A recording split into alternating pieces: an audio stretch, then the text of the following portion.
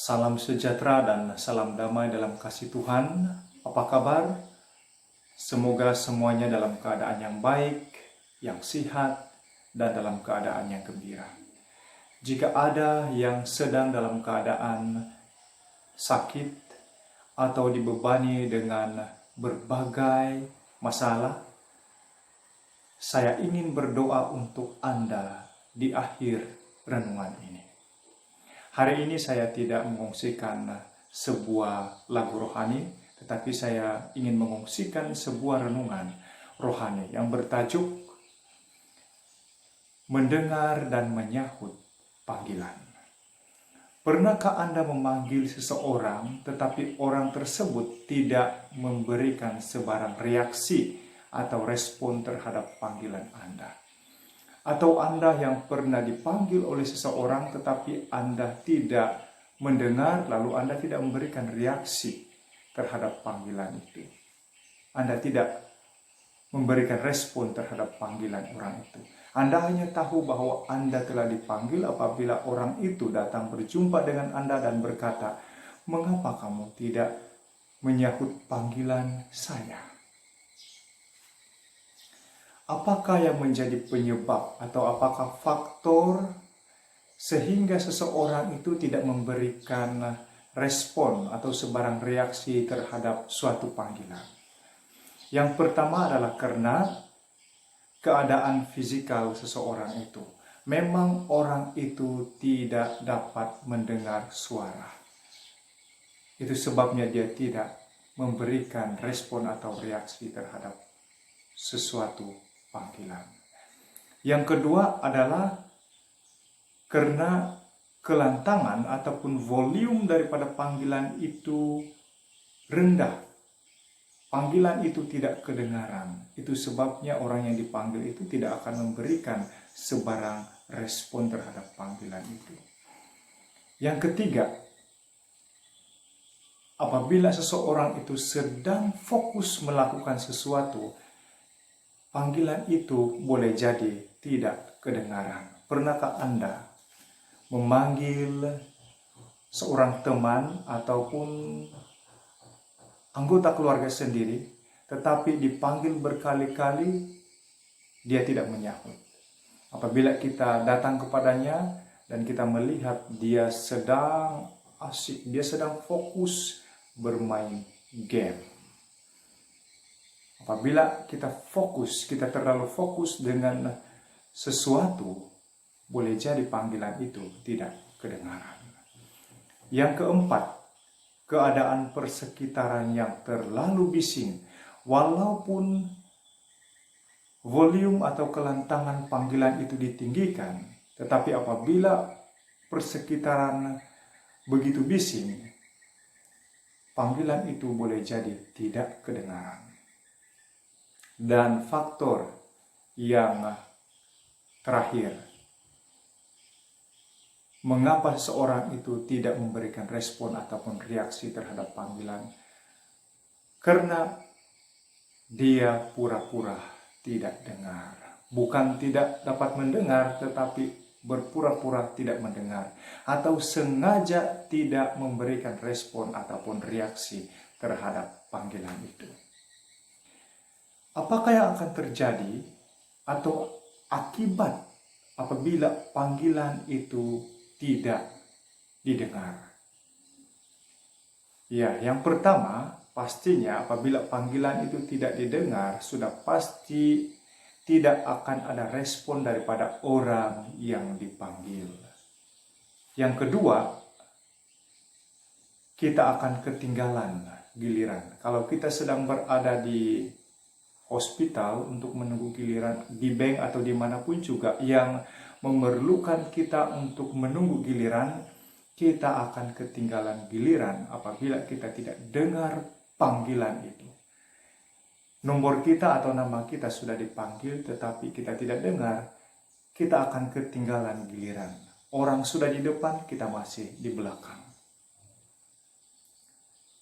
Dan yang ketiga, kita akan kehilangan peluang untuk mendapatkan kebaikan, atau kita kehilangan peluang untuk melakukan kebaikan. Yang keempat, kita tidak dapat menghindar bahaya. Apabila panggilan itu mempunyai amaran yang terdapat di dalamnya, jika kita tidak dengar panggilan itu, kita tidak akan dapat bersedia, kita tidak akan dapat menghindar bahaya yang sedang kita hadapi. Nah, ada banyak panggilan atau jemputan dalam kehidupan harian kita. Seperti jemputan atau panggilan menghadiri majelis hari jadi, majelis perkawinan, atau panggilan untuk menghadiri masyarakat, atau apapun juga. Ada banyak panggilan dalam kehidupan harian kita. Nah, dalam kehidupan rohani kita juga ada panggilan yang begitu indah dan menyenangkan jika kita dengar dan sahut panggilan itu. Sahut panggilan itu berarti menuruti panggilan itu. Panggilan itu terdapat di dalam Matius pasal yang ke-11 ayat 28. Saya akan baca di sini Matius 11 ayat 28. Marilah kepadaku semua yang letih lesu dan berbeban berat. Aku akan memberi kelegaan kepadamu. Ini adalah jemputan Yesus. Ini adalah panggilan Yesus. Marilah kepadaku. Siapa yang dipanggil? Semua orang yang sudah letih lesu karena beban berat. Untuk apa datang kepada Yesus? Karena Yesus mau berikan kelegaan yang sebenarnya. Yang dunia tidak dapat tawarkan, dunia tidak dapat berikan kepada kita.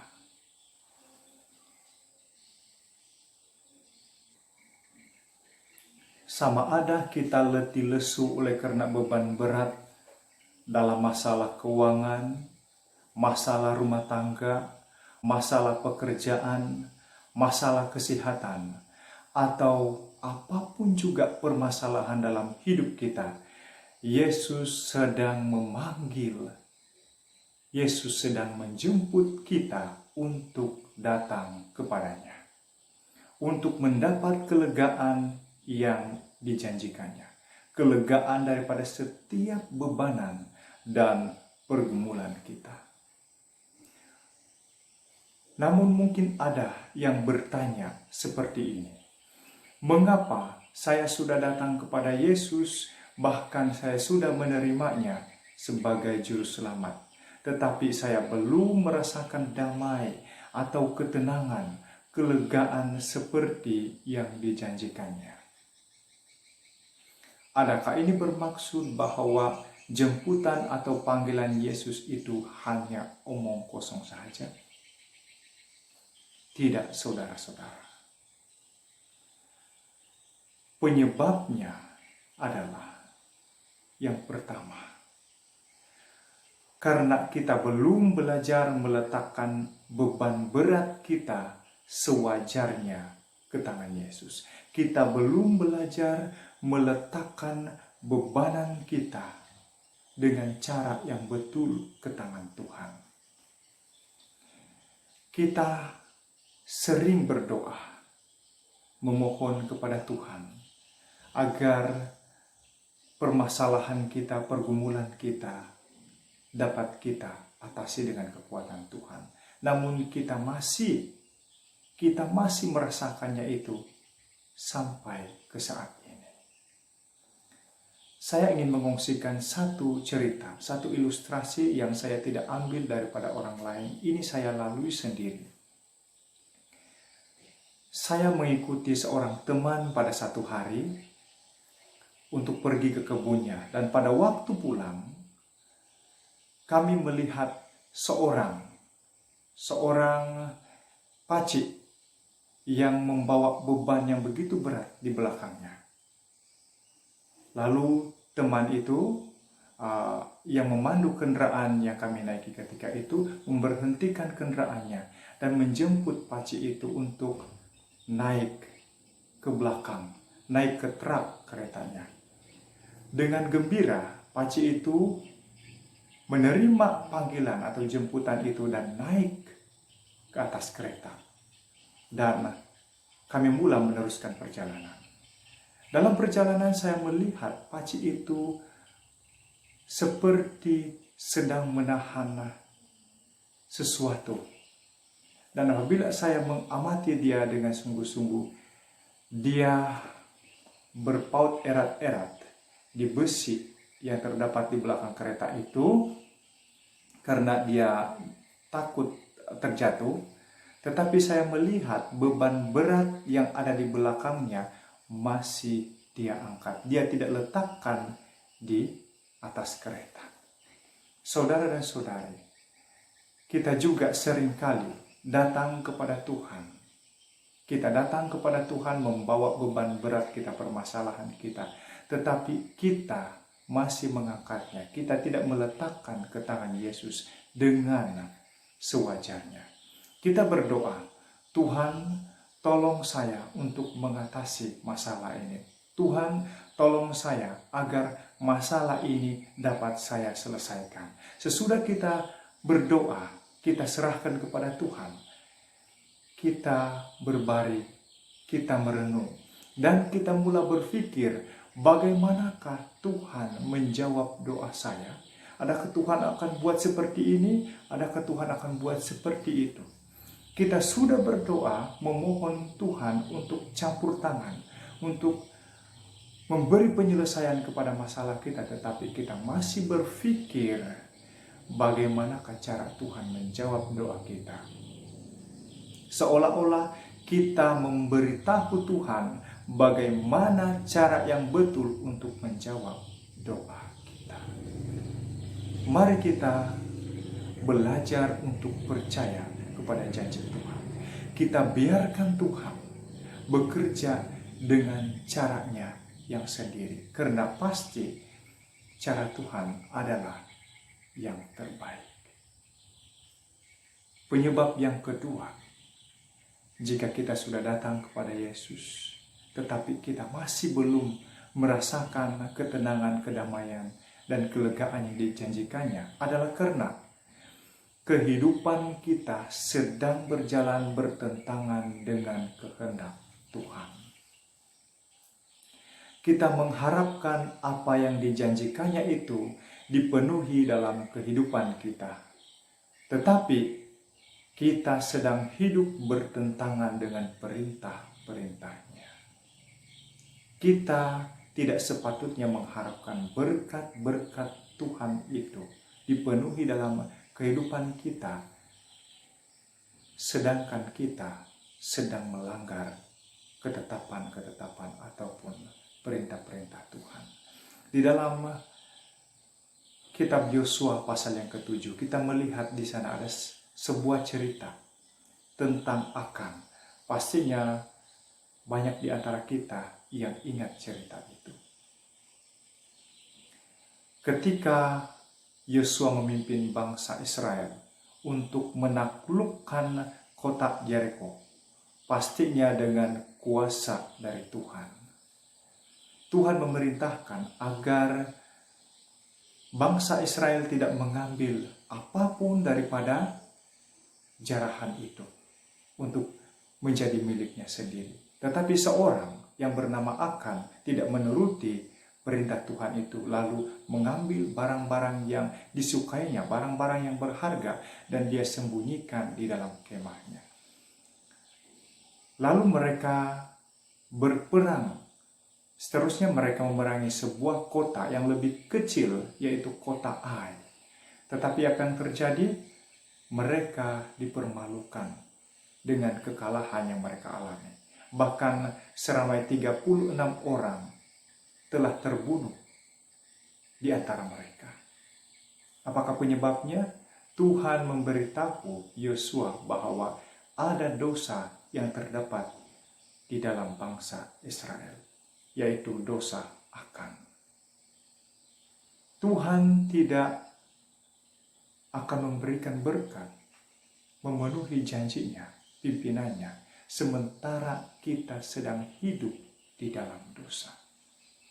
Tuhan menjemput kita, Yesus menjemput kita untuk datang kepadanya, agar kita mendapatkan kelegaan. Kelegaan itu bukan saja daripada ketenangan minda ataupun hati, tetapi lebih kepada kelegaan dan kebebasan daripada kuasa dosa. Kita harus meninggalkan dosa kita untuk mendapatkan kedamaian yang Tuhan janjikan. Yang ketiga, kehidupan kita boleh jadi sudah selaras dengan kehendak Tuhan. Kita juga sudah belajar untuk menyerahkan bebanan kita dengan sewajarnya ke tangan Tuhan. Tetapi kita masih seringkali dibayangi dengan permasalahan yang sering merebut atau sering menghimpit kedamaian, ketenangan dalam hidup kita. Mengapa? Dalam 1 Petrus 1 ayat 6, saya bacakan di sini, 1 Petrus 1 ayat yang ke-6 dan ke-7. Bergembiralah akan hal itu, sekalipun sekarang ini kamu seketika harus berduka cita oleh berbagai-bagai pencobaan. Maksud semuanya itu ialah untuk membuktikan kemurnian imanmu yang jauh lebih tinggi nilainya daripada emas yang fana, yang diuji kemurniannya dengan api, sehingga kamu memperoleh puji-pujian dan kemuliaan dan kehormatan pada hari Yesus Kristus menyatakan dirinya. Jika kita merasakan seringkali dalam kehidupan kita seolah-olah damai, ketenangan, kelegaan yang Yesus janjikan itu hilang dari kehidupan kita, bukan karena Yesus meninggalkan kita, bukan karena Yesus tidak mempedulikan kita, tetapi kehidupan kita sedang melalui satu proses untuk mematangkan kerohanian kita, memurnikan iman kita, sehingga pada kedatangan Yesus yang kedua kali kita akan memperoleh puji-pujian daripada Tuhan, bukan pujian manusia. Saudara dan saudari yang dikasihi Tuhan Yesus, adakah Anda telah mendengarkan dan merasakan panggilan kasih Yesus itu di hati Anda? Atau oleh karena tarikan kepada keramaian dunia dan fokus kepada hal-hal duniawi telah menutupi telinga rohani Anda selama ini, sehingga panggilan kasih Tuhan itu tidak terdengar dan tidak dapat dirasakan di hati Anda? Pada hari ini, kasih Tuhan, panggilan Tuhan masih berlaku untuk Anda dan saya. Kalau hari ini Anda merasakan sentuhan kasih Tuhan, panggilan Tuhan untuk Anda datang kepadanya, terimalah jemputan Yesus itu.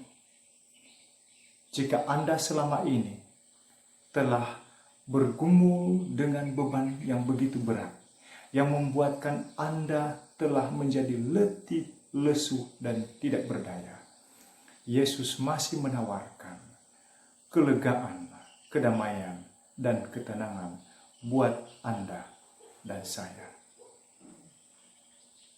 Syaratnya, Anda dan saya harus datang kepada Yesus, karena hanya Yesus yang dapat memberikan kelegaan sejati, kedamaian sejati di dalam kehidupan kita. Semoga perkongsian rohani ini memberi berkat dalam kehidupan kita. Seperti yang saya sudah katakan tadi, saya ingin berdoa untuk para pendengar Dan bagi mereka yang telah menjadi letih lesu karena beban berat yang dirasakan dalam kehidupan selama ini, agar Tuhan akan memberikan kelegaan seperti yang dijanjikannya dalam kehidupan kita. Mari kita berdoa. Bapa di surga, Tuhan yang Maha Kuasa dan penuh dengan kasih, terima kasih atas kesempatan yang Engkau berikan kepada kami untuk mendengarkan bersama firman-Mu yang bertajuk mendengar dan menyahut panggilan. Tuhan, kalau selama ini telinga rohani kami tertutup untuk panggilan-Mu, karena tarikan keramaian dunia ini dan fokus kami terhadap hal-hal dunia telah menghalangi telinga rohani kami mendengar panggilan. Pada hari ini kami merasakan panggilan Tuhan itu menyentuh hati kami. Kami mau datang kepadamu agar kelegaan yang Engkau janjikan itu akan menjadi milik kami.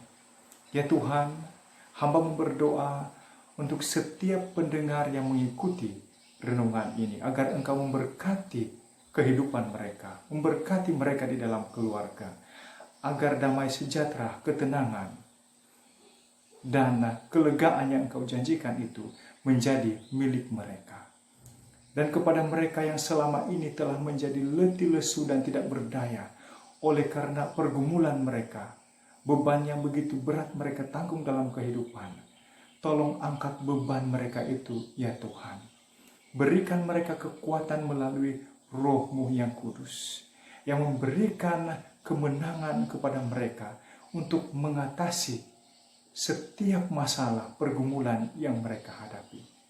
Dan berilah damai sejahtera-Mu, kelegaan yang Engkau janjikan itu menjadi milik mereka sepanjang masa, bahkan sampai kedatangan Yesus yang kedua kali. Ampuni kami dari segala dosa dan pelanggaran kami Tuhan. Kuduskan kami untuk tetap menjadi milik-Mu. Terima kasih Bapa, Engkau mendengar, menjawab dan menyempurnakan doa ini sesuai dengan kehendak-Mu. Di dalam nama Tuhan Yesus, hamba-Mu sudah berdoa. Amin. Terima kasih dan Tuhan memberkati.